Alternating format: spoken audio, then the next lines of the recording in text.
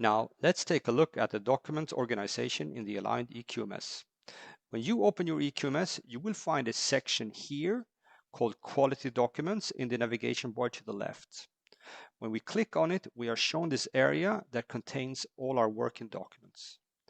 As you can see, the documents are organized in a folder structure that you can change or rearrange to fit your organization's needs. I can click on one of these items and we can see a file form or a file item that contains the document. It serves as a container for the document and also all the relevant metadata to this document.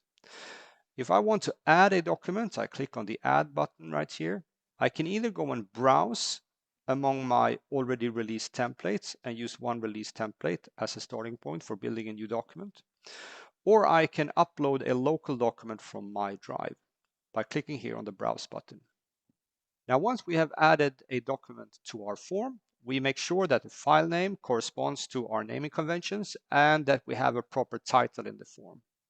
Any change that I make now to this document or to any of these metadata will be stored in a new revision of this file item. I can always take a look at the previous revisions here down in the revision history and go back and look at how previous revisions looked like in the past. Now to edit the document, I click on Edit, and then I click on this blue button right here. This will now download the document to my local computer and I can open it in Word. We can see that the document opened in Word, and we can see on the right side that we now have access to our aligned eQMS Word add-in. We can use the regular Word functions to update this document, and we can also add data from our eQMS into this Word document using the Word add-in. Now, once we have completed all our changes, we click on the Save button in the Word add-in to automatically upload the document back to the aligned eQMS. I click Save, and when this message is displayed, I can safely close the Word document. I don't need to save it because it has already been uploaded to aligned elements. So I click Save, I enter a change comment, and that's it.